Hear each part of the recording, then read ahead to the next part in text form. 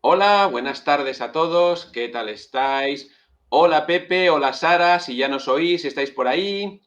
Hola Félix, buenas tardes. Encantado nuevamente de estar aquí con todos vosotros. Hola Hola, buenas Sara. tardes a todos. Bueno, con esto del confinamiento, que cada uno seguimos hablando desde nuestra casa, desde nuestros sitios diferentes. Buenas tardes a todos los que nos estáis escuchando desde muchos sitios, León, Santiago, hay gente de Santander, gente de Asturias. Pues muchísimas gracias a todos por estar ahí, por conectaros una tarde más con nosotros para aprender cosas juntos, para trabajar hoy algo que va en relación con lo que habíamos hablado en el último webinario. En el último webinario habíamos hablado de la educación en casa, del famoso homeschooling y algunas cosas. Y dentro de la educación en casa, hoy queríamos destacar algo que nos parece interesante y que nos parece bastante preocupante a veces, que es cómo trabajar las funciones ejecutivas, especialmente temas, por ejemplo, como la atención. Entonces, por eso os hemos convocado hoy, para que vosotros, padres y madres que estáis en casa y que estáis haciendo esa labor educativa y cada vez estáis haciendo de pedagogos, de maestros muchas veces, para ayudar a vuestros hijos y a vuestras hijas en esta situación, pues queremos hoy ayudaros con este tema de las funciones ejecutivas para que os pueda servir para trabajar mejor en casa. Por lo tanto, ahí os dejo la palabra, chicos, Pepe y Sara, y adelante. Bueno, pues gracias Félix por dejarnos la palabra. Gracias, gracias. Vale, yo simplemente, antes de darle paso a mi compañera Sara Menéndez Espina, simplemente, a ver, plantearos, hablábamos un poco del tema del homeschooling, como hoy lo estamos siguiendo, porque al final y al cabo estos son funciones, conocer funciones que se realizan dentro de la educación tradicional, pero que nosotros normalmente no las vemos. Es decir, sabéis que los aprendizajes se dividen en dos partes, aprendizajes explícitos e implícitos, ¿vale? Aprendizajes explícitos son aquellos en los cuales yo tengo que hacer una suma, ¿vale? Y tiene 5 filas por 5 columnas, pero detrás de esas 5 filas y de esas 5 columnas hay una función mental que trabajar, ¿no? Cuando hablamos de... ¿De acuerdo, chicos? Por tanto, esto es la primera parte de lo que los padres debemos de saber sobre lo que trabajamos con nuestros hijos. No solamente saber cosas de ciencias sociales o de ciencias naturales, no simplemente saber cosas que tengan que ver única y exclusivamente con, con toda la parte, si queréis, del conocimiento o aunque sea de operaciones mentales, y sí que tengan que ver bien con cómo nosotros vamos configurando nuestro cerebro. Ahora ya sin más, ¿vale? Doy la palabra a mi compañera Sara para que ella nos explique.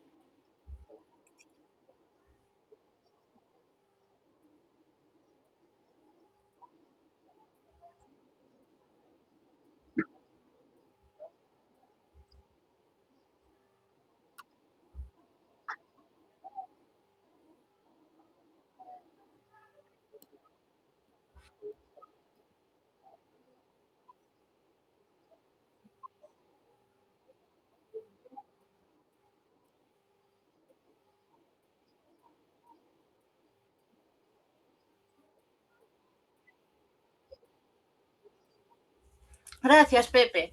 A ver, bueno, el tema de las funciones ejecutivas, seguramente muchos de vosotros ya os suene o ya hemos hablado de ello, o buscando información sobre todo, bueno, sobre todo en el tema de altas capacidades, pues habréis oído lo de las funciones ejecutivas, ¿no? Entonces yo creo, ¿vale? Que siempre al explicarlo, empezamos a hablar de procesos cerebrales y funciones y tal, entonces queda un poco, a ver, igual es un poco abstracto, pero yo creo que a medida que vayamos avanzando en el webinario y vayamos conociendo cositas de las funciones ejecutivas, entenderemos mucho mejor lo que son, ¿no? Pero bueno, yo creo que podríamos introducir, claro, tenemos que introducir, ¿qué es eso de las funciones ejecutivas, ¿no? ¿A qué se refiere? Bueno, pues las funciones ejecutivas, y continuando un poquitín con lo que nos comentaba ahora Pepe, son una serie de procesos mentales, ¿no? Unos procesos mentales, bueno, unas funciones mentales, como bien dice su nombre, que sirven para, a ver, básicamente para regular nuestra conducta de cara a realizar una tarea. Entonces, como decíamos aquí, desde que si me tengo que poner a ordenar la habitación, me tengo que poner a fregar los platos o hacer como es el caso de los niños y las niñas, un ejercicio de matemáticas, a ver, en esas tareas ponemos en marcha un montón de procesos en el cerebro y en el cuerpo en general, ¿no? Pero ¿cómo se inicia eso? ¿Vale? Pues entonces ahí tenemos las funciones ejecutivas, ¿no? Que son las que un poco, como digo aquí abajo, gobiernan a otras funciones cerebrales. Por eso a mí por el nombre así como en plan ejecutivo, ¿vale? Que tiene su acepción de, bueno, pues de ejecutar una tarea, pero bueno, a mí me ayuda mucho me ayuda mucho recordar esa idea de mandar, ¿no? Entonces, bueno, estas funciones hacen que nuestro pensamiento, ¿no? Las capacidades que tenemos se conviertan en una serie de acciones concretas que nos ayudan a hacer estas tareas que decíamos de manera organizada, flexible y sobre todo eficaz, ¿vale? No hacemos las cosas a lo loco, sino que las hacemos siguiendo una lógica. Entonces, bueno, como ponemos aquí, se relacionan con procesos de recepción, selección, transformación, elaboración y recuperación de la información. ¿Vale? Entonces, lo que hacen es coger todos nuestros conocimientos previos o nuestras capacidades y las aplican para hacer esa tarea y, sobre todo, son muy importantes a la hora de adaptarnos a una situación nueva, porque tenemos que poner en marcha, poner en marcha un montón de recursos para poder llevar a cabo esa tarea. Entonces, bueno, lo que queríamos también presentaros, antes de meternos de lleno en el tema de las funciones ejecutivas y cómo influyen en este tema general que tenemos, el homeschooling, es enseñaros un pequeño estudio, un estudio que hemos hecho recientemente desde el Centro Ayalga, ¿vale?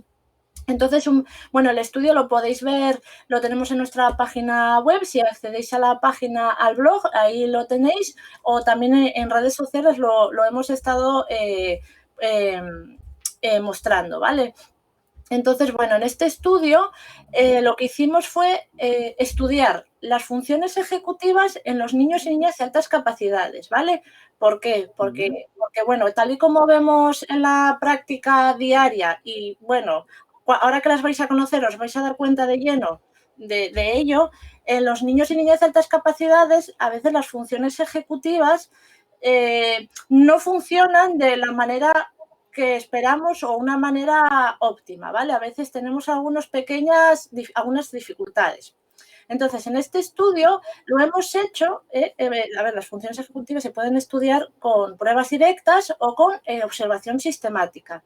Entonces, en este caso hemos explorado mediante la observación sistemática por medio de un cuestionario, ¿vale? Por una prueba que se llama el BRIEF-2, que es muy reciente, la publicó TEA ahora en 2017, y entonces esta prueba tiene una modalidad que desde las familias se recogen conductas que tienen los niños, ¿no? Entonces, bueno, con ese cuestionario, la puntuación que nos saca nos permite ver cómo funciona ese niño, esa niña, en diferentes aspectos las diferentes funciones ejecutivas, cómo están funcionando, ¿vale? Luego ya iremos adentrándonos en ellas, pero para que veáis un poco en general. Entonces, ¿qué hemos hecho?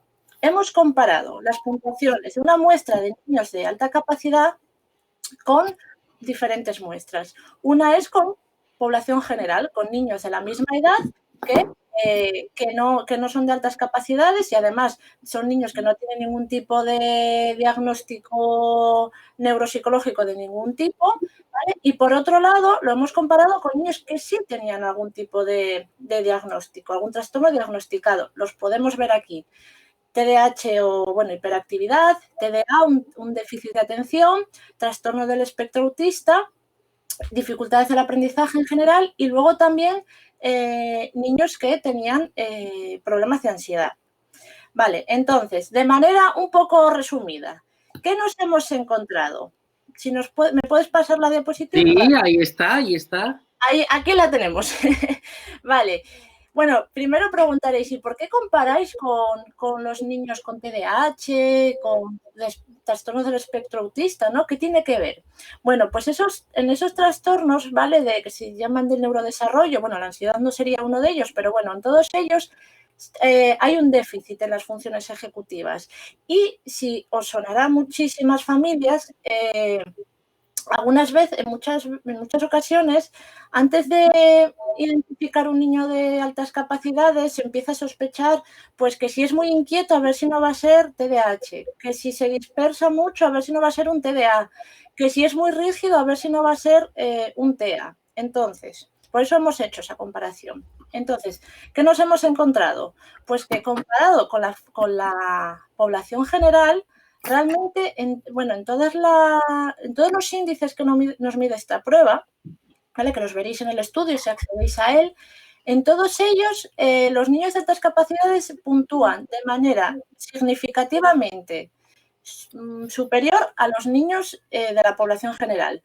Aquí, en esta prueba, puntuar más significa que hay más dificultades ejecutivas, ¿vale? Entonces, en todas se han encontrado una puntuación diferente.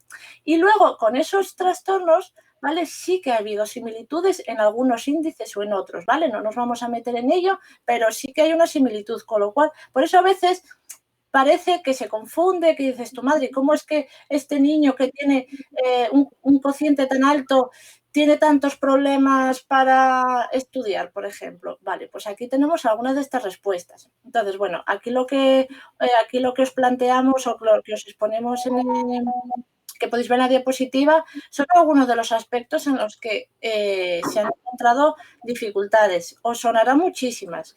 Dificultad para organizar los materiales del cole, dificultades de atención, a olvidarse de las cosas a los 2 minutos de decírselas, mala gestión del tiempo, impulsividad, muy importante, la impulsividad que tantos problemas nos genera. Y luego también esto a nivel más conductual y cognitivo, pero a nivel emocional también nos está influyendo, ¿vale? A ver, como siempre decimos, cada niño de altas capacidades es diferente, cada persona de altas capacidades es diferente, no van todos en bloque homogéneo, pero sí que nos encontramos mucho. Dificultades para controlar las emociones, para gestionarlas, para equilibrar un poco la intensidad, ¿no? Cambios de humor frecuentes y luego esa rigidez mental, ¿no?, que es la dificultad para adaptarse a los cambios, adaptarse a las situaciones nuevas. Pues todas estas conductas que en el día a día estamos viendo y que vosotros y vosotras veis tienen que ver con las funciones ejecutivas. Entonces, bueno, por eso planteábamos este webinario para decir, bueno, ¿y ahora qué hacemos con todo esto, no? Así que, nada, esto es un poco por mi parte el estudio que tal. Yo os invito de nuevo a que veáis en nuestro blog de manera más pormenorizada todos estos aspectos y yo creo que os va a resultar de interés. Bien,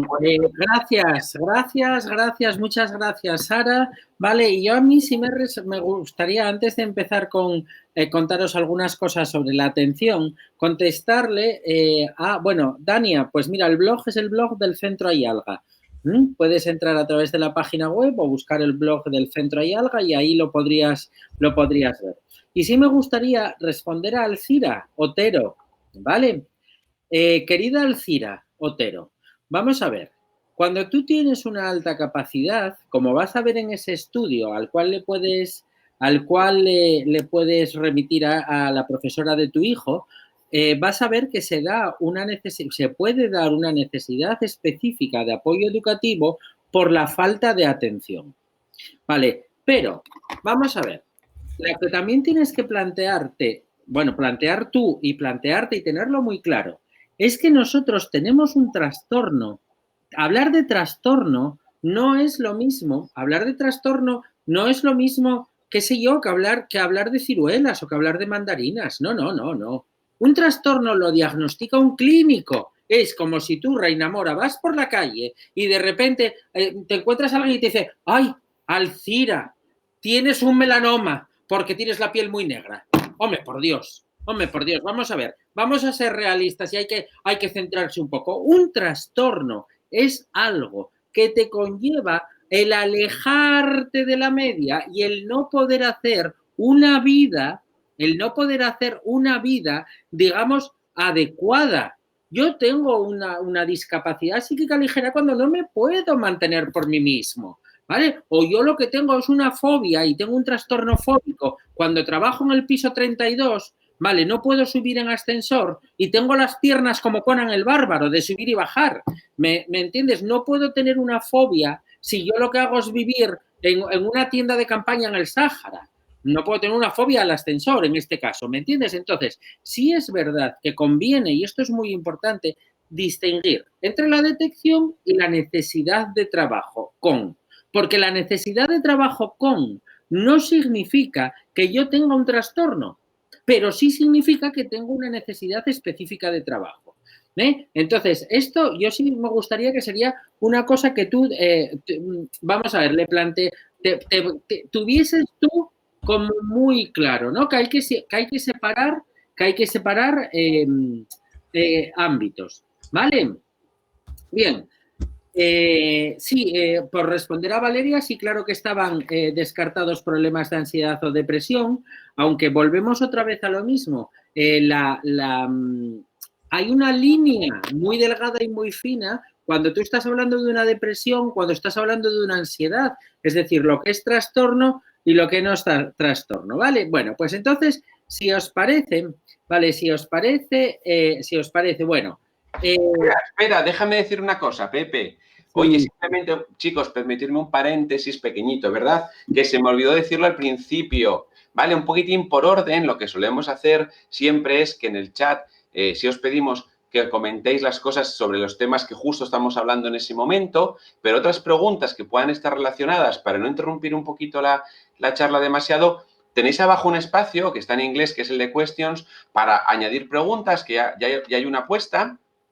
Preguntas que podéis ir contestando vosotros a las demás personas y que solemos contestar al final, ¿vale? Para no interrumpir mucho un poquitín la exposición. Pero bueno, en el chat siempre podéis ir comentando lo que sea justo sobre las cosas que estamos viendo. Y también tenéis en alguna zona, depende si estáis en una tablet, en el móvil, en el ordenador, si revolvéis la pantalla, tenéis una encuesta, ¿vale? En polls tenéis ahí una encuesta, pues la queréis ir contestando, de acuerdo también sobre algunas de las cosas que estamos hablando para ir conociendo vuestras opiniones. ¿De acuerdo, chicos? Pues ya está. Cierro el paréntesis, Pepe, y te dejo seguir. Vale. Importante las funciones que tenemos dentro de no las funciones ejecutivas, sino lo que podrían ser las funciones cognitivas en general, porque son las funciones que nos hacen recibir la información, transformar o elaborar y emitir la información. Entonces, siempre que nos ponemos a trabajar cualquier tipo de aprendizaje cognitivo, tenemos que tener en cuenta estos tres elementos: recepción,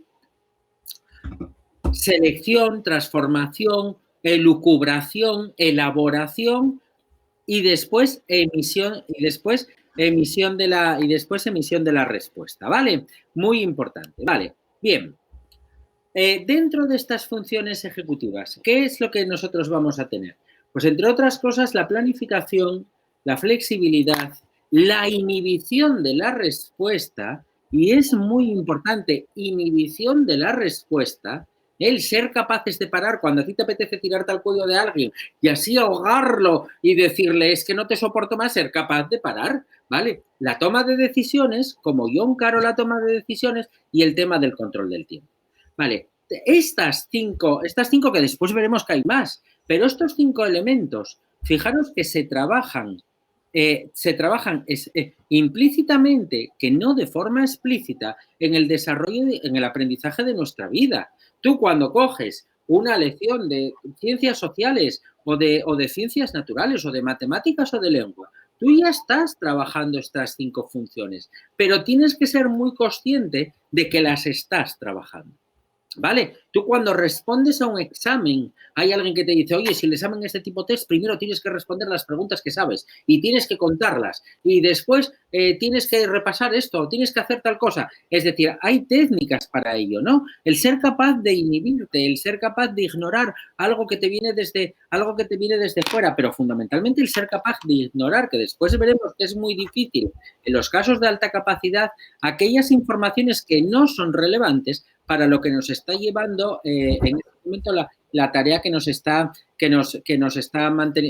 estamos haciendo en ese momento, ¿vale? Porque sí sabéis que hay un perfil de dispersión altísimo, ¿no? Esa toma de decisiones, que como veis es un proceso, ¿vale? Que como veis es un proceso, y la parte del control del tiempo. Bien, todas estas funciones... Espera, Pepe, me gustaría decir una cosa de esa diapositiva anterior que, fijaros, una de las cosas que sucede de esas funciones, gracias Pepe, es que la planificación, por ejemplo, la inhibición y el control del tiempo son 3 funciones que se trabajan continuamente cuando estamos en el ámbito escolar.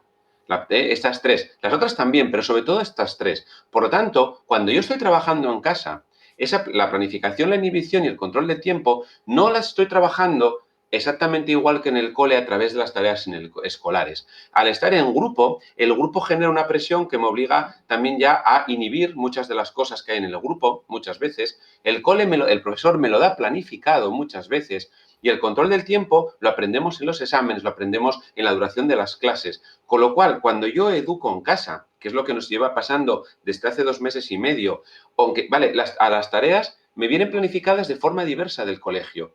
Hay centros donde os lo dan al día, por horas, y hay que entregarlo, centros que os lo dan una vez a la semana, centros que los dan una vez cada 15 días, con lo cual esta función tenemos que intervenir para ayudar a planificar.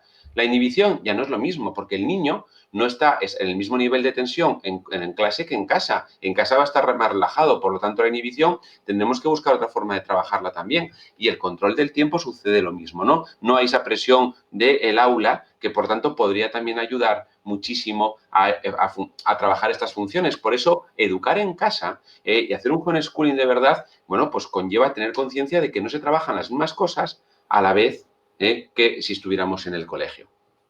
Vale, bien.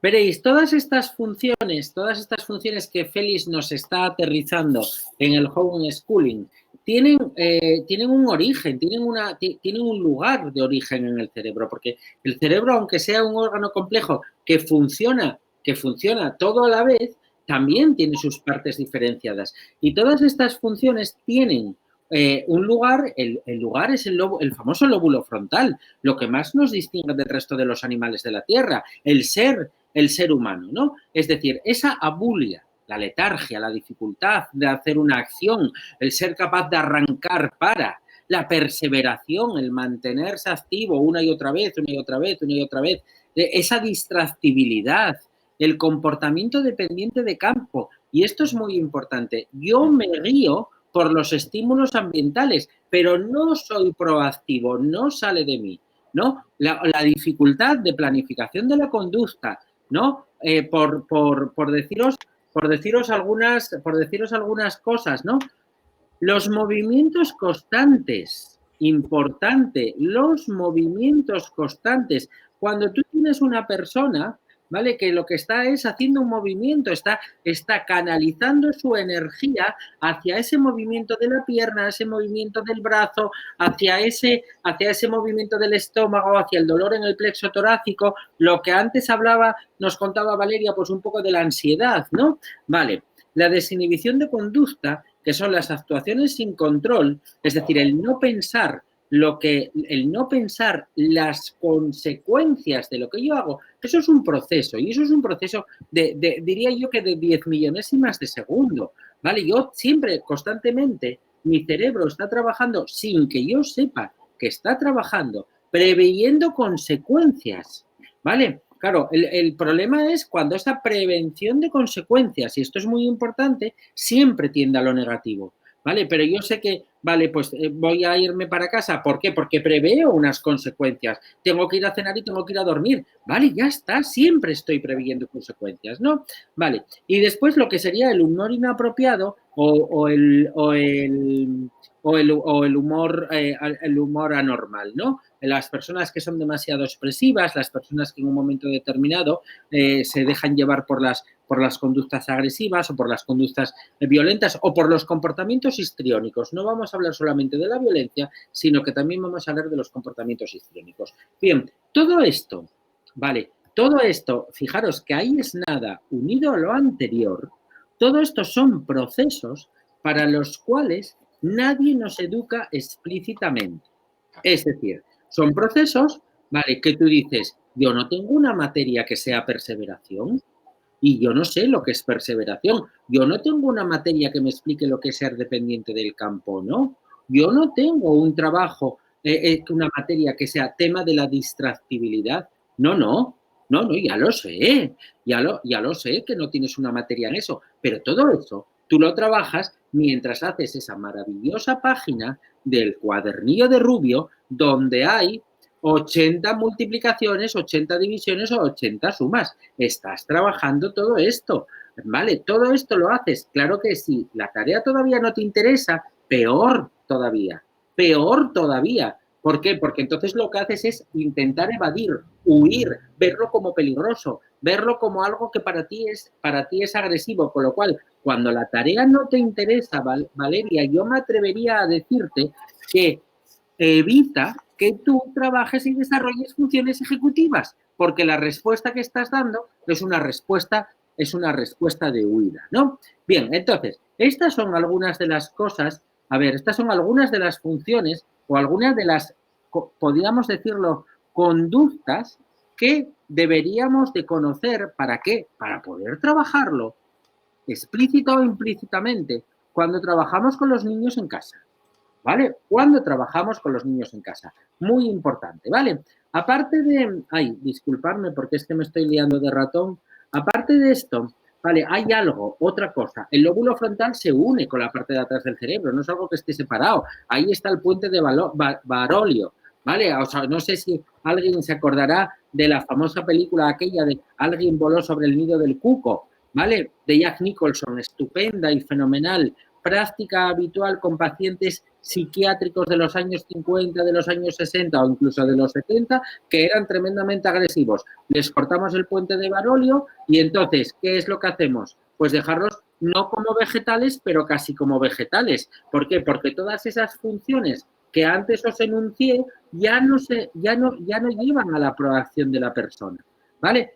Así es verdad, bueno, que en caso de trastornos obsesivo-compulsivos, fijaros, se observan alteraciones en estos lóbulos prefrontales o que existe algo que se llama síndrome de desconexión reticulofrontal, que es esa parte que se une, esa parte que une esta estructura cerebral no está funcionando adecuadamente, ¿no? Con lo cual, o sea, lo que me gustaba, aunque esto sea demasiado complejo para la charla que estemos trabajando, es que vosotros tuvieseis una idea o tengáis una idea de la enjundia, tengáis una idea de la profundidad a la que lleva esto, de lo que hablamos que son funciones de atención, ¿no?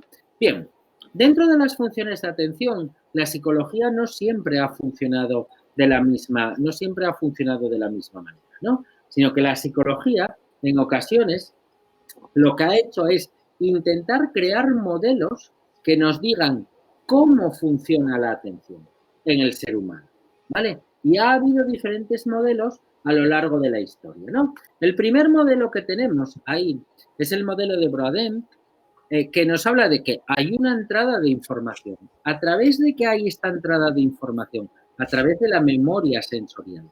Pero esa información no puede ser procesada voluntariamente por el individuo para que pase para adentro.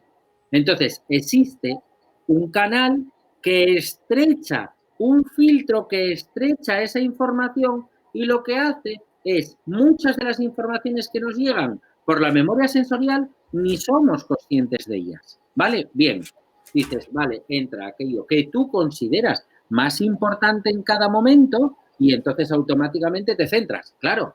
Ahora, veamos cómo afecta este modelo al tema de la alta capacidad. Claro, ¿qué es lo que pasa con los niños y las niñas de alta capacidad en cuanto a ese registro sensorial? Suelen ser más agudos, suelen ser más perspicaces, suelen ver cosas donde los demás no la ven, suelen tener unos sentidos más desarrollados. Sí, claro que sí. Esto es lo que nos hemos encontrado en nuestros estudios a lo largo del tiempo. Entonces, ¿qué es lo que ocurre? Que esa memoria sensorial es muchísimo mayor. Por lo tanto, el filtro o el canal es muchísimo mayor. Y si el filtro o el canal es muchísimo mayor, desbordamos todo lo que hay, ¿vale? Esto es muy importante tenerlo en cuenta, ¿vale? Esto es muy importante porque un déficit, y esto es muy importante y me gustaría que lo tuvieseis bien claro, fundamentalmente me gustaría que lo tuviese muy claro Alcira, ¿vale? Alcira, que sé que estás por ahí escuchando. Porque un déficit, ¿vale? Porque un déficit es cuando a ti no te llega. Pero ¿qué pasa, Reina Mora, cuando lo que te llega es demasiado? ¿Por qué lo voy a tener que llamar déficit?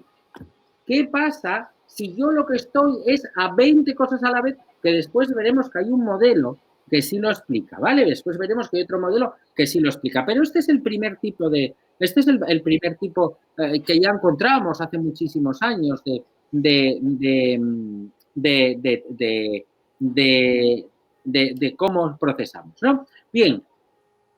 Existe otro tipo de modelo, que es el modelo de Treisman, ¿vale? Bueno, en el modelo de Treisman habla, pues, más o menos de lo mismo, pero ese canal ya no procesa solamente una información, sino que ese canal deja pasar más de una información. Vale, entonces, aquí ya se nos ajusta un poco más, en cuanto a este modelo, ya se nos ajusta un poco más a lo que nosotros tenemos de percepción de la alta capacidad. Es decir, personas que son capaces de estar haciendo 3 o 4 cosas a la vez, ¿no? El otro día hablaba con unos padres estupendos no me acuerdo del sitio, de donde era, y me decían, claro, es que el niño está haciendo un Lego y está enfrascado en hacer el Lego, pero a la vez tiene la televisión puesta, ¿vale? Y cuando tiene cuando tiene la televisión puesta, bueno, pues yo voy y cambio de canal para ver yo una cosa que me apetece y me dice, no me cambies los dibujos. Y el padre dice, pero si estás haciendo un Lego y concentrado en el Lego, me lo contaban unos amigos de Vergara, ¿no? Decía, pero si estás haciendo un Lego y estás concentrado en el Lego. Y el niño decía, sí, pero también, fíjate, pasó esto y esto y esto y esto y esto y esto y esto y lo otro. Con lo cual, ¿qué es lo que te quiere decir? Que tú estás procesando varias informaciones a la vez. Y esto te lo dice el modelo de Treisman, con lo cual ya no es un déficit, sino que es una entrada de muchas informaciones o de muchas sensaciones o sensaciones diferentes. Voy a decir sensaciones y no percepción, porque la percepción, vamos a hablar de la percepción en cuanto a la interpretación que tú haces de esa realidad que metes dentro, ¿vale? Bien, modelo de Treisman, vale, muy claro, vale. Modelo de Deus and Deus. Bueno, ahí falta, pone Deus and, pero es Deus and Deus. Sabéis que los americanos suelen ser, que son una gente que a veces es simpática y otras veces no, como en todo el mundo, cuando se casan, ¿verdad? La mujer pierde su apellido y coge el apellido del marido. Después somos machistas en otros sitios. No me diráis que eso no hay que ser un poco machista, ¿eh? Pero entonces, cuando ocurre esto, pues entonces, si es un matrimonio investigador, pues es Deus and Deus. Y si es un matrimonio investigador en personalidad, tú dices Eisen and Eisen, y uno dice al principio Eisen and Eisen. ¿Qué será? ¿Que tiene un hermano que se apellida igual? No, es él y la mujer, o la mujer y él, como queráis llamarlo, ¿vale? Entonces, este modelo de Deus lo que nos habla es que hay una memoria sensorial con una entrada de información, ¿vale? Bien, esa entrada de información pasa en primer lugar por lo que ellos llaman un analizador semántico, que tú no eres consciente de él. Y solamente pasa para adentro aquello que el analizador semántico cree que es más importante. Ya le da más importancia. Es más relevante para la situación. Dices tú, bueno, vale, perfecto.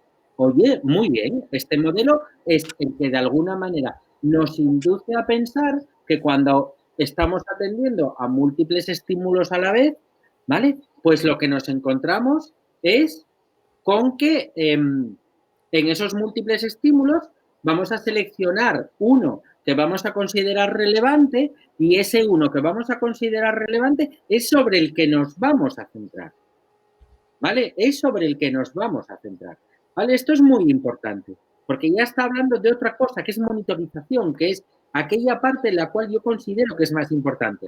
Claro, pero ¿qué pasa si yo considero que es importante, si es que importante todo? Si es importante todo, pues entonces el analizador semántico se me vuelve loco. ¿Por qué? Porque pasa todo a la vez. ¿Me entendéis? Entonces ahí, bueno, tal, bien.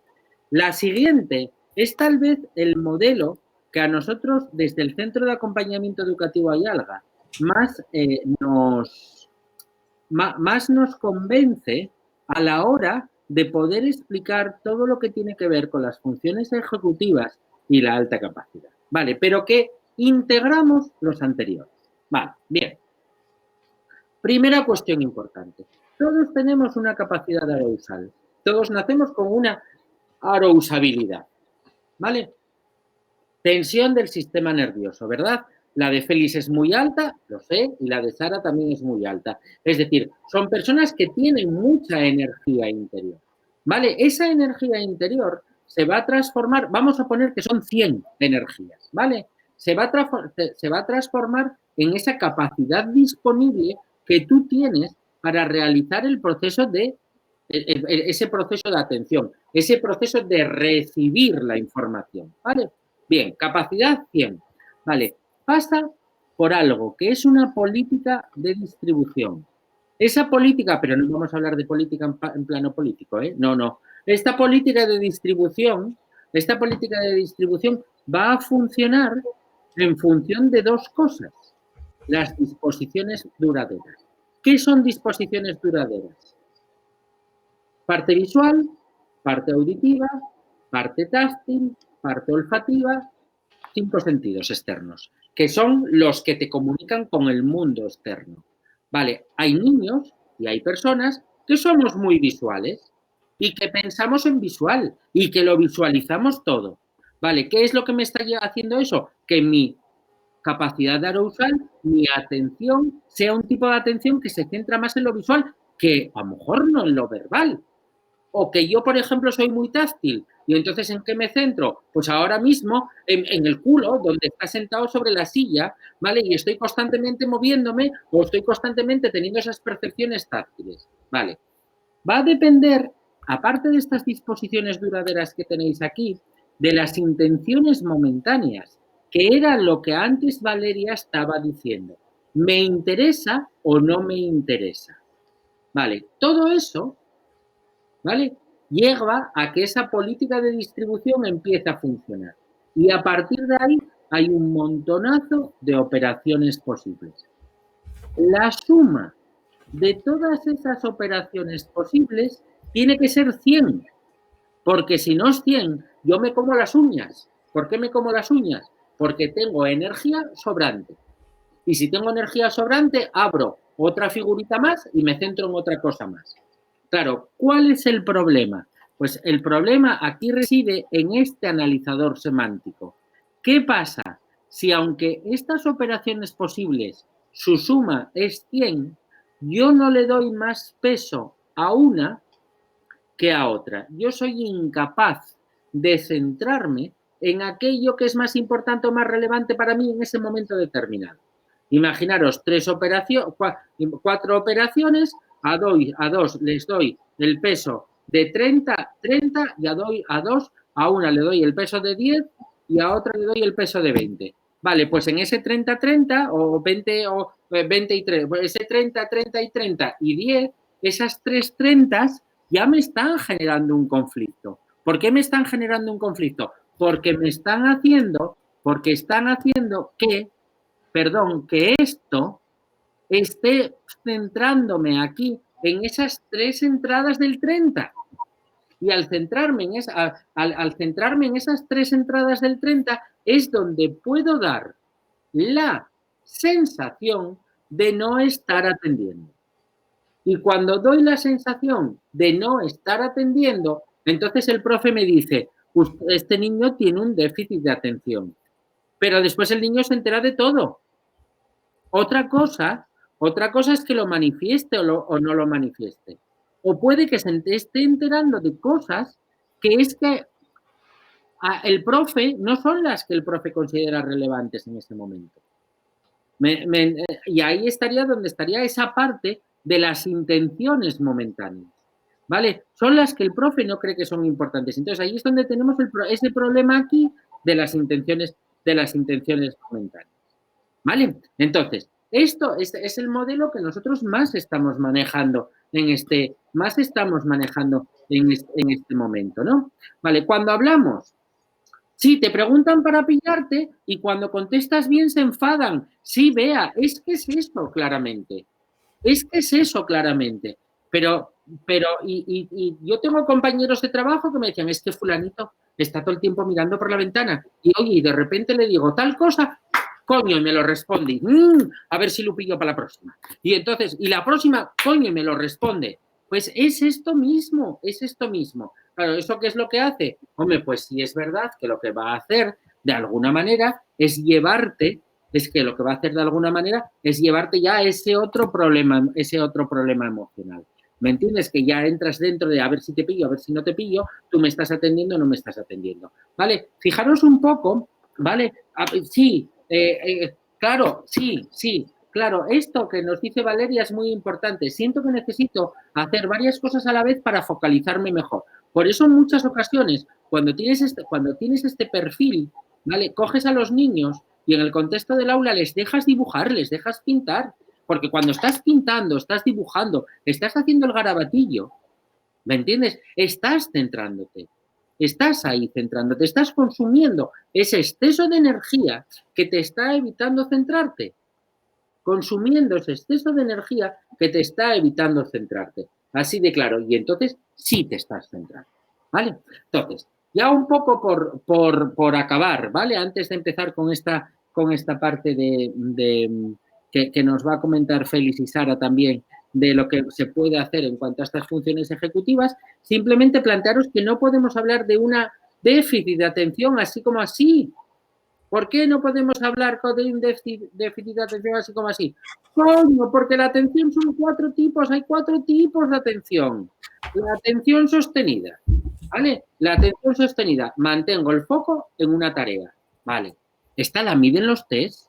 Sí, esta la miden los test, claro que la miden, sí, claro que la pueden medir los test, ¿vale? Pero por un test en concreto, no puedo decirte si tienes un problema de atención sostenida, que tienes un déficit de atención. La atención selectiva, dirigir la atención hacia algo en concreto, evitando otros estímulos. Ver cómo encaja, veis cómo encaja en los modelos expuestos anteriormente y fundamentalmente en el modelo del procesador semántico y en el modelo de Kahneman, ¿vale? Yo tengo que a un estímulo determinado ser capaz de darle el mayor peso posible de entrada de información, ¿vale? La atención alternante, cambio de foco, ¿vale? Cambio de foco. Y si hablamos de cambio de foco, hablábamos que dentro de las funciones ejecutivas de las que antes Sara nos hablaba y Félix, está la flexibilidad. Yo tengo que ser flexible para pasar de A a B y de B a A, ¿vale? Importante. Y después, la velocidad de procesamiento, que es el ritmo con que se realiza una tarea. La velocidad con la que se realiza una tarea. Y entonces, claro, ¿qué es lo que pasa? Que si nos sale el parámetro de velocidad de procesamiento de la prueba WIS mal, entonces el niño tiene un déficit de atención. No, coime. Esto llega a ser tan aberrante en algún momento. Y recordar los padres que tenéis niños que son evaluados, su CI es evaluado mediante y es interpretado solamente como tal mediante una prueba tipo WIS, que la velocidad de procesamiento suele ser un parámetro que sale muy bajo. ¿Por qué? Porque llega un momento donde se habla de un SCT, que es un tiempo cognitivo lento, sujetos que necesitan más tiempo para realizar una tarea monótona y repetitiva, porque ante una tarea monótona y repetitiva no son capaces de imprimir el mismo tiempo que los demás. Así de claro. Entonces, ¿cómo? Por ejemplo, yo hago una prueba de creatividad donde de un dibujo tengo que hacer preguntas y ¡Dios! Me sale altísimo, ¿vale? Y cómo, cuando lo que tengo que hacer es copiar símbolos sin sentido, me sale tan bajo. Entonces, ¿eso es una contradicción? ¿O soy rápido o soy lento? Entonces, realmente surge esto. A ver, sabéis que el mundo de la psicología es un mundo cambiante, porque es un mundo cambiante, lo mismo que las enfermedades mentales, lo mismo que la parte de la psicología, la neurología clínica es cambiante. Entonces, aquí aparece una figura nueva, que es el SCT, velocidad de hacer las cosas. Claro, jolín, que sí, hay muchas gracias, Bea. Claro que si lo que vamos a hacer es mirar funciones ejecutivas por uno de los 4, entonces lo llevamos de color, ¿eh? Porque lo que habría que hacer sería mirar funciones ejecutivas por todo en general. Bueno, no, y como está diciendo Alcira, vamos a ver que en velocidad de procesamiento de más bajo es que es lo habitual en la alta capacidad. Y esto está estudiado desde hace más de 15 años, ya están publicados los estudios que hablan de cómo en los niños de altas capacidades y en las niñas de altas capacidades la velocidad de procesamiento suele estar bastante por debajo de los factores verbales o de razonamiento lógico abstracto o matemático incluso, ¿vale? No tiene por qué ser baja en el sentido de que dé percentiles muy bajos, un 10, un 15, no. Puede ser un 50 o puede ser un 40. Lo que ocurre que frente a otras áreas, que a veces dan un percentil 90, 90 y tantos, hay una gran discrepancia. Pero bueno, esto, insisto, aunque esté publicado hace muchos años, hay mucha gente que todavía no lo sabe. Y luego, además, hay otra cosa que sí me gustaría añadir, porque, bueno, Pepe lo mencionaba, ha salido en algún comentario el tema del déficit de atención. El problema del déficit de atención, para nosotros, desde el punto de vista diagnóstico, es que mucha gente habla del déficit de atención, mucha gente te dice que tu hijo tiene un déficit de atención, pero muy poquita gente sabe lo que es el déficit de atención.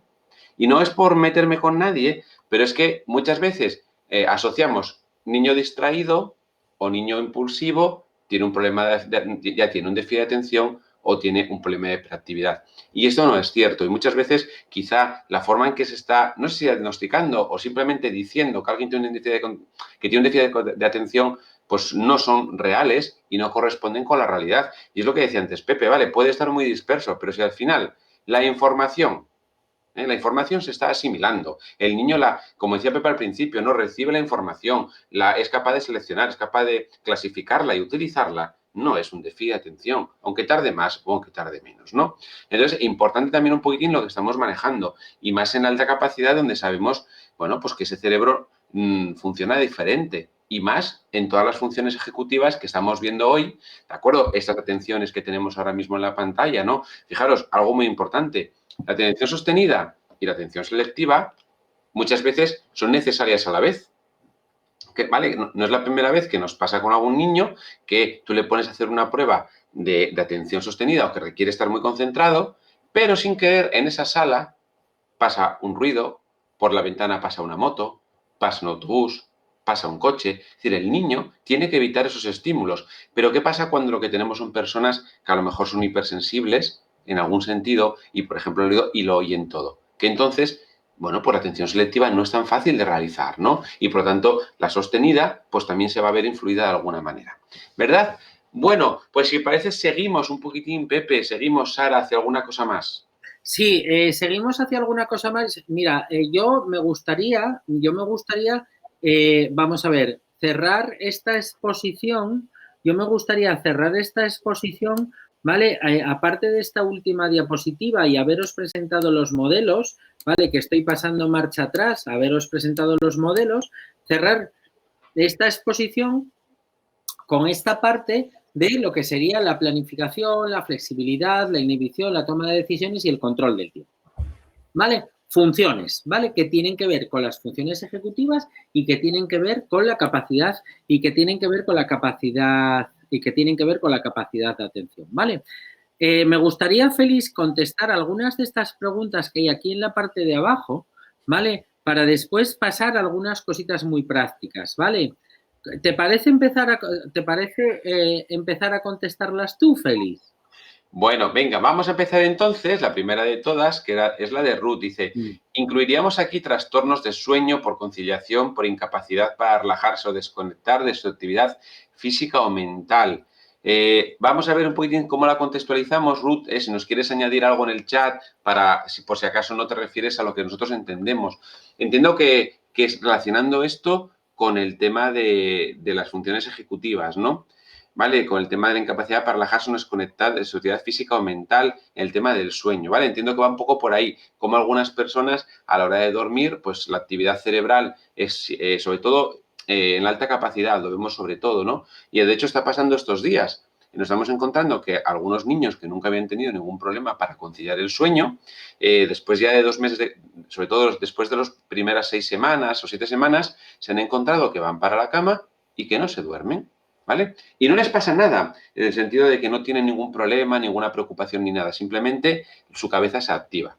A ver, en principio yo no lo relacionaría tan directamente con las funciones ejecutivas en el sentido de que no hay capacidad de desconectar. Yo no creo que eso sea un proceso tanto de atención, sino más bien lo relacionaría con otra cosa y es, si quieres, un poquitín con esa sobreestimulación que se produce en el cerebro muchas veces de alta capacidad, ¿vale? Y quizá en parte también se relaciona muchísimo con algo que se llama sobreinclusividad.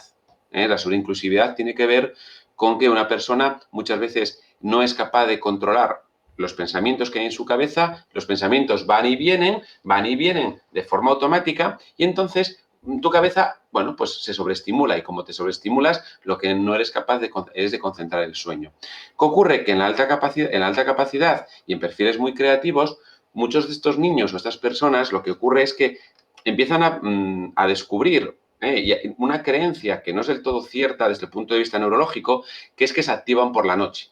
Y como se activan por la noche, es como estoy más despierto, ahora me relajo mejor, perdón, estudio mejor, pinto mejor, se me ocurren más ideas y entonces lo que hacen es alterar también el patrón del sueño. Pero neurofisiológicamente tampoco hay un motivo o no sabemos que sea ningún motivo por lo que nos dicen los expertos sobre este tema.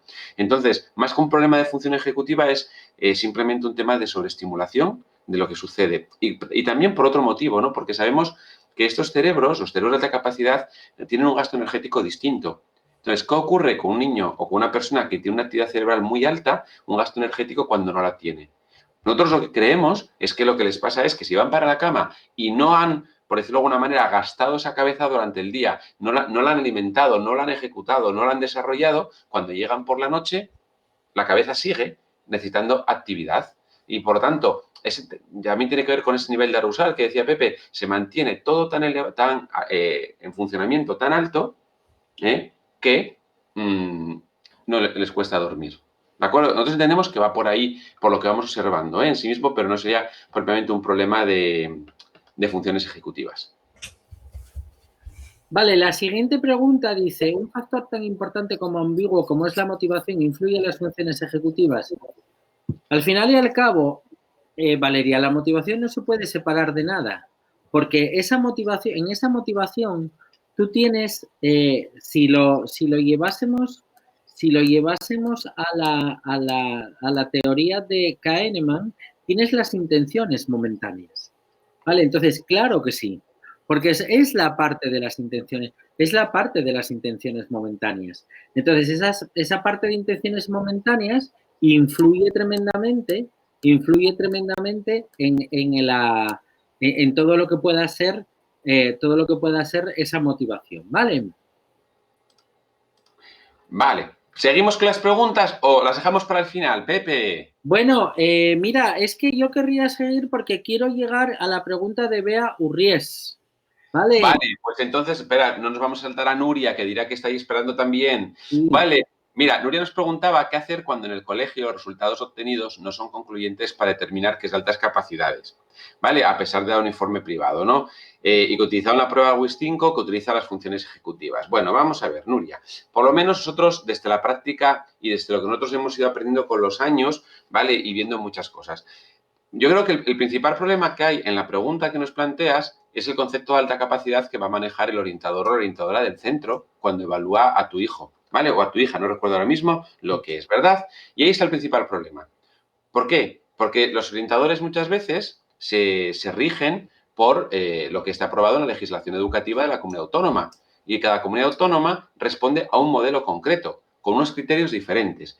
Entonces, si simplemente me voy a limitar a evaluar por un único criterio que puede ser un CI, entonces es que ya partimos de un error de base. Y es entender la alta capacidad otra vez reducida a un concepto psicométrico que no tiene ningún sentido. Y que ya hace muchos años que esto se ha abandonado, ¿de acuerdo? En los grandes expertos.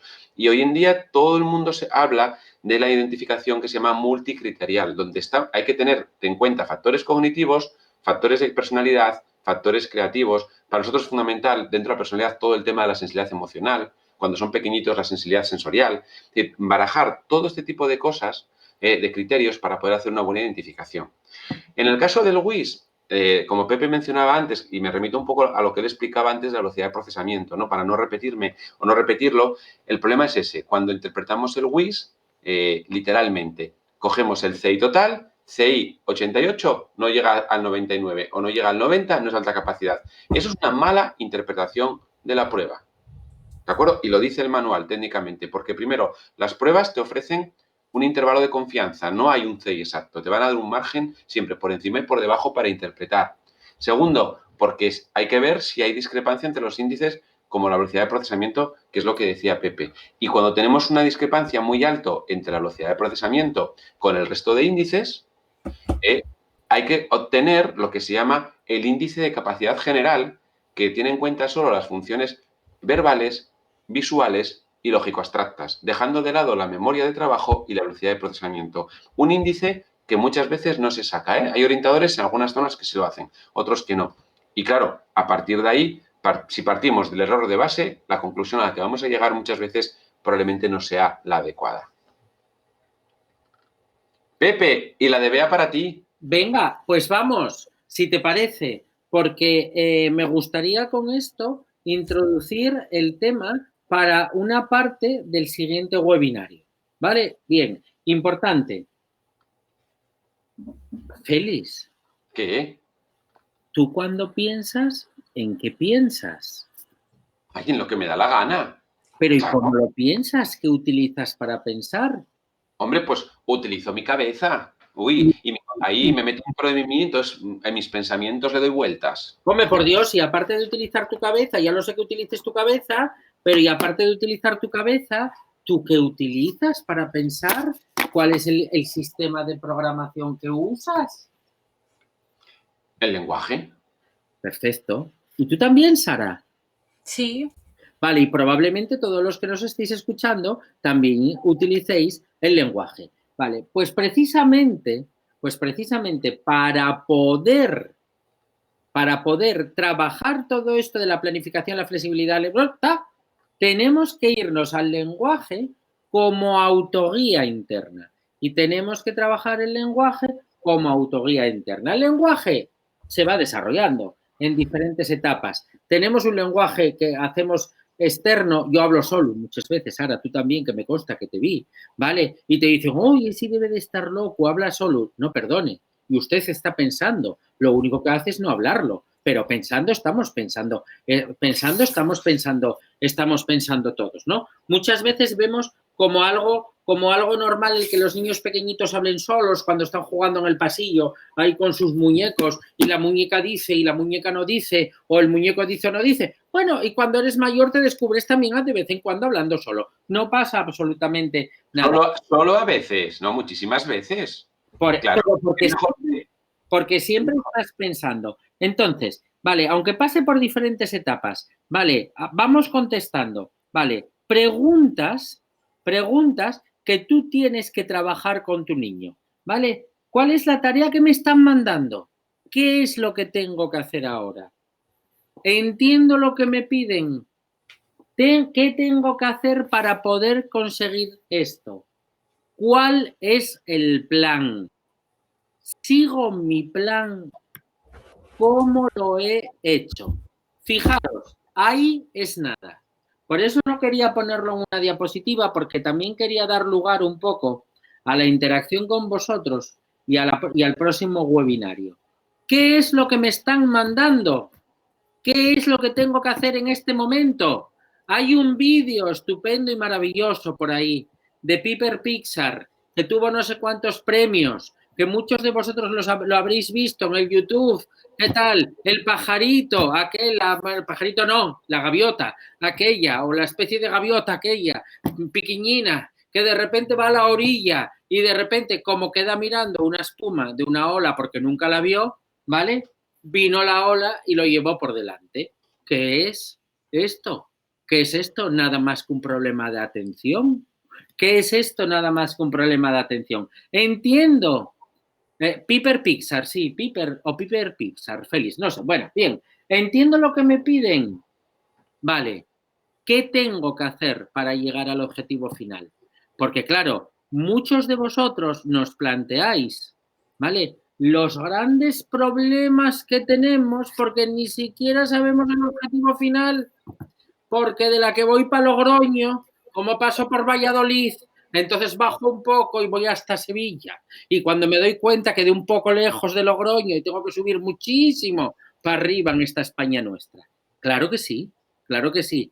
Tengo capacidad de planificación, ¿vale? Ahí hay otro estudio en el blog del Centro Ayalga, un estudio sobre la prueba que hacía, ¿era verdad, Sara? Sí, sí. En la cual se habla de algo que es el autocontrol procesual, es decir, cuánto yo hago para poder controlar, cuánto yo hago para poder controlar mi plan, ¿me entiendes? Para poder controlar el desarrollo de mi acción, ¿no? Y al final me hago el replanteamiento metacognitivo, y esto es importantísimo, la escalera de la metacognición, de cómo lo hice, o se me olvida. Porque esto nos pasa a todos, y de repente un día haces no sé qué y se te olvidó cómo lo hiciste. Y como se te olvidó cómo lo hiciste y te salió muy bien, pues ahora te fastidias porque no sabes cómo repetirlo. Entonces, esto es lenguaje interno, ¿vale? Esto es lenguaje interno. Es decir, es el uso del lenguaje para poder ayudarnos a combatir todo ese torrente que tenemos de ideas, oye, que de vez en cuando nos llevan por delante. Bueno, pues claro que sí. Y claro que lo podemos hacer.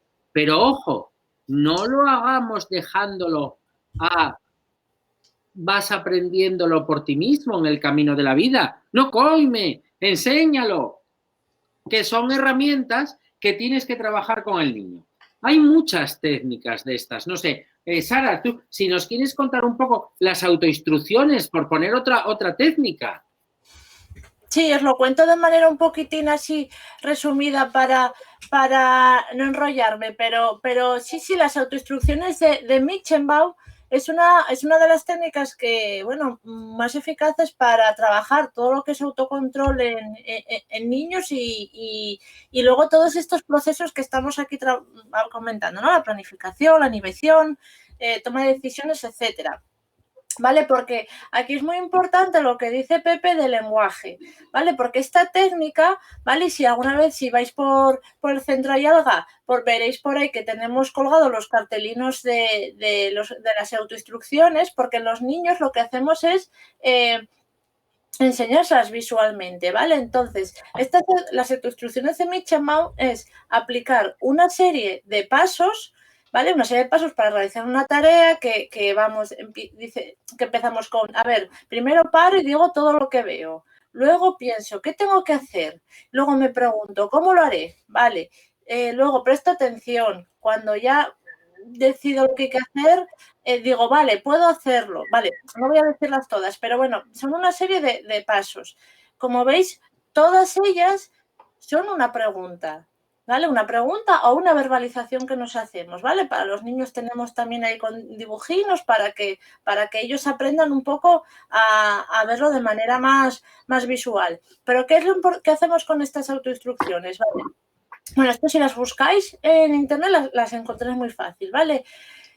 El niño, primero, le enseñamos o sea, pues nos ponemos con una tarea, una que queráis que vaya aprendiendo él a hacer de manera más reflexiva, y le enseñamos a hacerla y la hacemos nosotros y decimos en alto, a ver, primero, ¿qué es lo que tengo que hacer en el programa de matemáticas? Bueno, pues pararme y leer cada uno el enunciado. Vale, pues y vamos haciendo todos los pasos hasta que voy decidiendo, pues tengo que sumar y no restar, pues lo hago, venga, pim, pam, ¿no? Y la acabamos. Vale, una vez que nosotros le hemos enseñado al niño cómo lo hemos hecho, ¿vale? Nosotros trabajamos, por ejemplo, pues yo mucho haciendo laberintos o algunos pasatiempos con ellos también, ¿vale? Le decimos al niño, vale, ahora hazlo tú, pero tienes que decir cada paso en voz alta y luego lo haces. Entonces el niño lo hace en voz alta. Cuando ya aprendió a hacer la tarea en voz alta, la hace bien, esto nos lleva tiempo, ¿vale? Que aquí ¿cómo era lo que teníamos antes, Pepe? Era en los cerebros tenías ahí cuando somos constantes, ¿no? Con una tarea. Ahora, la perseveración. La perseveración, esa la necesitamos nosotros también. Entonces le decimos, vale, pues ahora tienes que hacer lo mismo, pero te lo dices bajito. El niño hace la tarea y aprende a hacerla diciéndose bajito, bueno, primero paro, miro, vale, ¿ahora qué tengo que hacer? Vale, ahora esto. Vale, una vez que hemos superado esa fase, el niño se lo tiene que decir para adentro. Y como veis, con lo que entendemos por lenguaje, que es decir las cosas verbalmente en alto, el niño las va aprendiendo y digamos que las graba en el disco duro y ya las va haciendo de manera así. Y con eso vamos enseñándole a hacer las cosas de manera reflexiva, utilizando esta herramienta tan importante que es el lenguaje. Yo conté un poquitín así resumido para no... Sí, y fíjate, Sara, que si hablásemos de esto, la primera fase es la fase del modelado, tú lo haces con... Acordaros que el aprendizaje más importante de todos es el aprendizaje vicario, es decir, lo que vemos en los demás. Tú cuando fumas le puedes decir a tu hijo, no fumes, pero díselo, que se lo tienes que decir, pero como tú fumes, fumará, no pasa nada. Lo primero que hacemos es el aprendizaje vicario, el aprendizaje observacional. La segunda parte se llama fase de guía externa manifiesta, ¿vale? Hay otra fase de autoinstrucción manifiesta, hay otra parte de autoinstrucción mitigada y esta otra parte que es autoinstrucción encubierta, que es al final ya cuando tú ya lo tienes en ese disco duro y lo que haces es hacer cada uno de estos pasos. Sí es muy importante. Al final, yo por apostillar un poco lo que Sara nos está contando, sí sería muy importante y al final hablar de ese proceso de la metacognición. ¿Qué hice? ¿Para qué lo hice? ¿Y cuándo lo podría volver a hacer? Es decir, ¿vale? Es decir,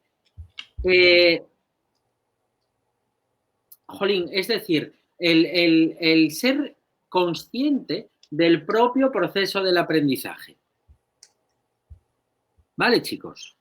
No, y como nos comenta Cristina, a ver, si es algo parecido, aunque no sean propiamente las instrucciones de Michenbaum, pero en el fondo es utilizar el lenguaje para dirigir tu comportamiento. En este caso, aunque sea resolviendo un problema de matemáticas, es aprender pasos y seguir pasos. Y de esa manera es como nosotros vamos aprendiendo las cosas, ¿de acuerdo? Es algo parecido, pero en el fondo viene a ser lo mismo, es utilizar el lenguaje para planificar una tarea y decírnoslo a nosotros mismos.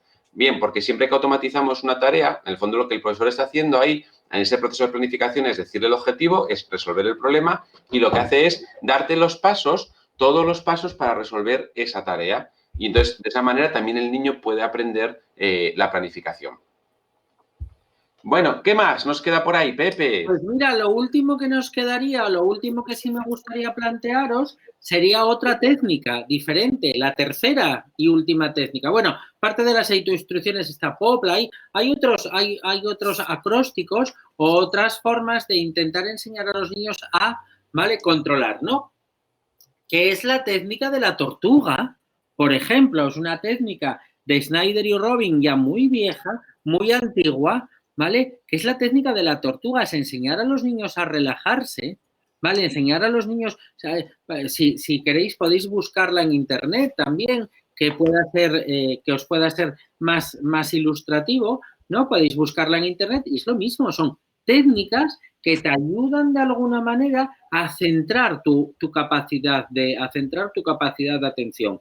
Pero a centrar tu capacidad de atención, me atrevería yo a decir que en un mundo de dispersión, que es el mundo de la alta capacidad, ¿vale? En un mundo de dispersión, que es el mundo de la alta capacidad, ¿vale? Técnica de la tortuga, ¿vale? Entonces, yo un poco, por mi parte, por resumir y dejaros a vosotros que acabéis, yo simplemente plantearos, ¿vale? Que estos 4 tipos de ejercicios los trabajamos cuando hacemos sumas, los trabajamos cuando hacemos restas. Claro que sí, claro que los trabajamos cuando hacemos todo esto. Pero aparte de esto, sí podemos desarrollarlos y trabajarlos a través de programas específicos. Sí, determinados tipos de juegos que trabajan un tipo de atención u otra, o que trabajan una velocidad de procesamiento u otra. Claro que sí, hasta el bingo, coime, y el que juega a las cartas y va contando, y el chinchón, claro que sí, ¿vale? Claro que trabaja la atención. Tú tienes que fijarte en las cartas que salieron para saber las que te quedan y las que no. Tienes que fijarte qué es lo que lleva el otro para saber a qué palo va. Claro que sí se trabajan. Pero fijaros que también hay, por eso es muy importante, a la vez que en muchas ocasiones lo que sí hacemos es trabajarlas implícitamente,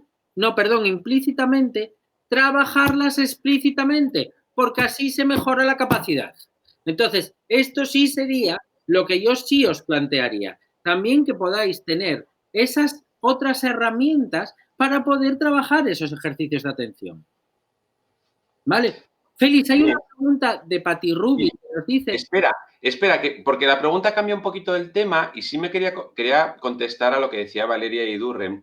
Vamos a ver, si es verdad que a los niños de altas capacidades muchas veces prefiere poner directamente la solución. Sí, y puede ser, y lo hacen muy bien muchas veces. Perfecto, y no hay ningún problema, ¿de acuerdo? Nosotros estamos hablando de unos pasos para poder trabajar esas funciones ejecutivas, en ese caso la planificación. Bien, ¿qué ocurre? Que les cansa, sí, a muchos niños de altas capacidades, como enseguida ven el problema y van muy rápido, pues no ven ningún sentido aplicar pasos.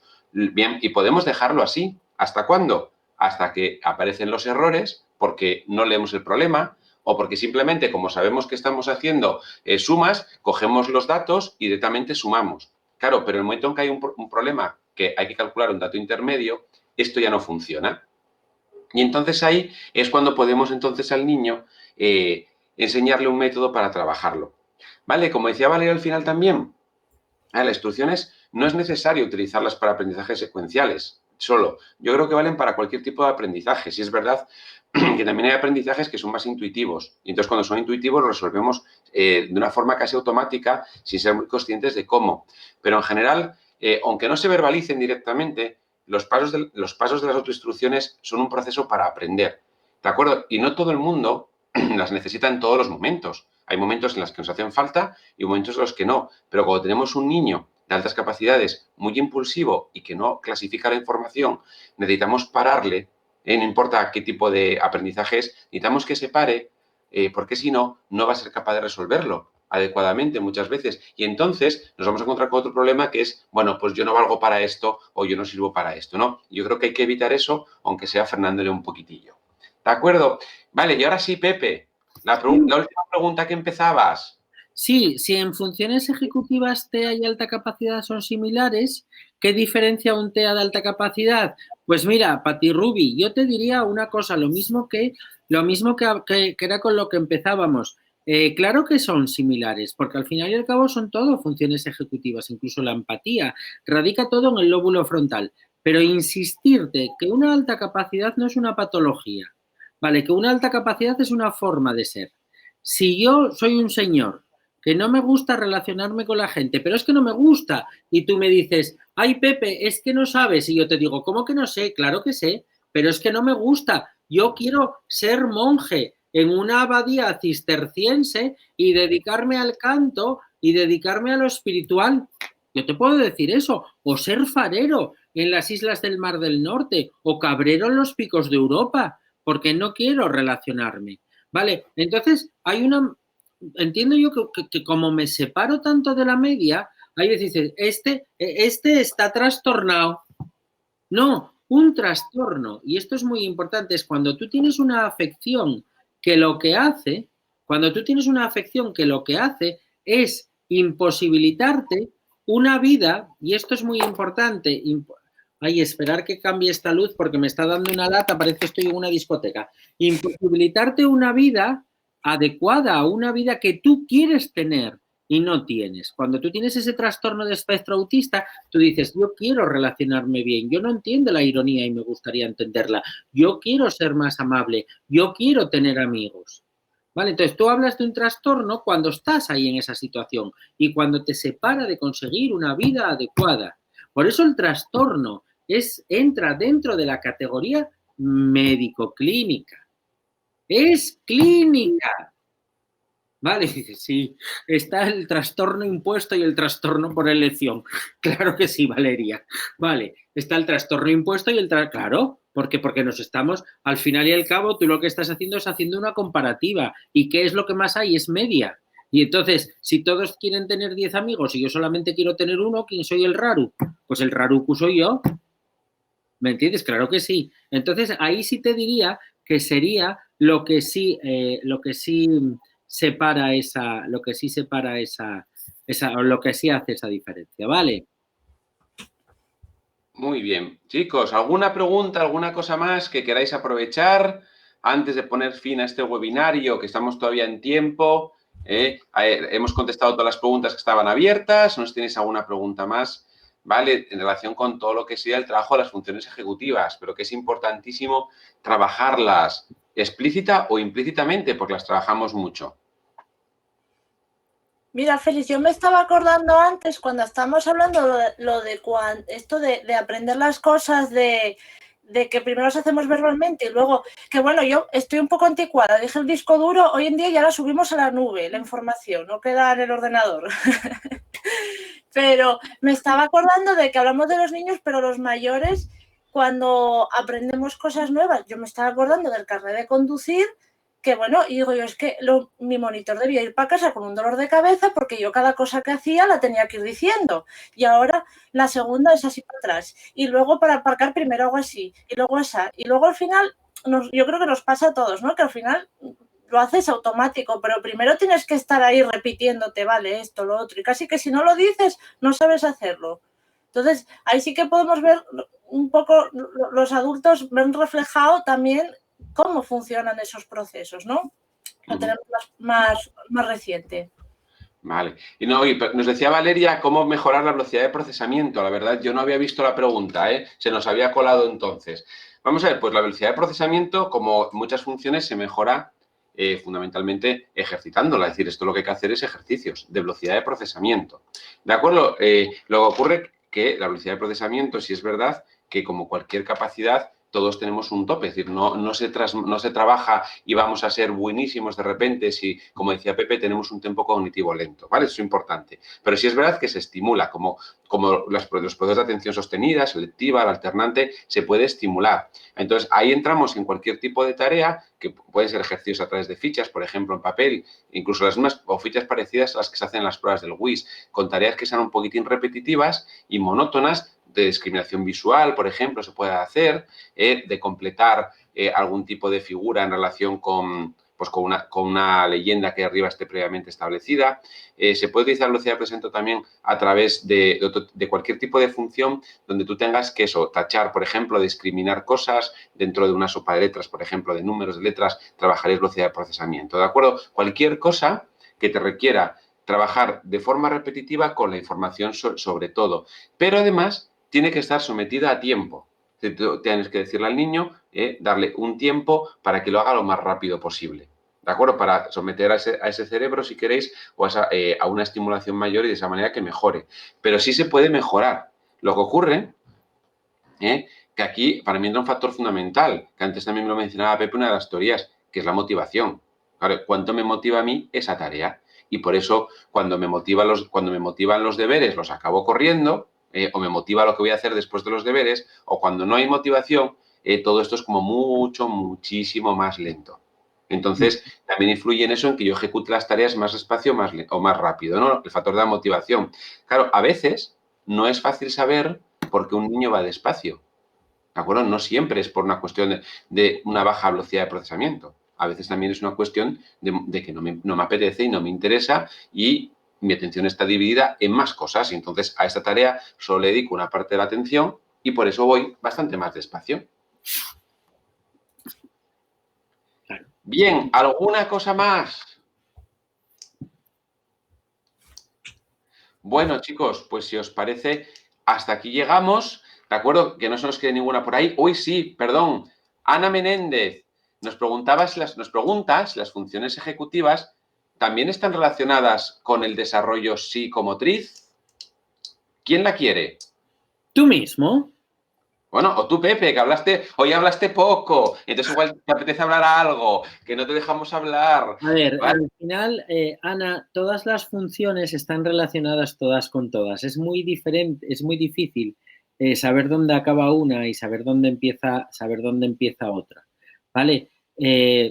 También tendríamos que saber un poco esa parte de la psicomotricidad, a qué te refieres, ¿vale? Si es un poco una parte vestibular, si es una parte de psicomotricidad fina, si es una parte de orden, ¿vale? Indudablemente, lo que sí tienes que hacer es tener un buen sistema de atención para poder tener una buena ejecución psicomotriz.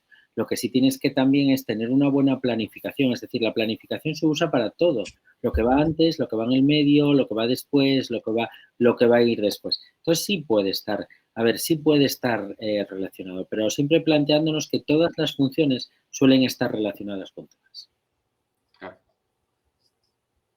Vale. Muy bien.